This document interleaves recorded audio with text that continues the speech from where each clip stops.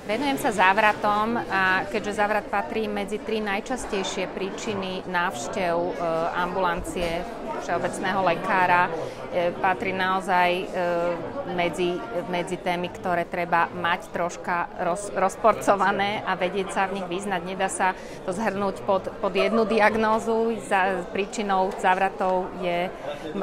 Príčiny závratov môžu byť banálne, ale takisto tam môžu byť vážne, nebezpečné stavy, ktorými sú cievne príhody a tak. Takže je dôležité, aby sa orientovali prvokontaktní lekári v tejto problematike.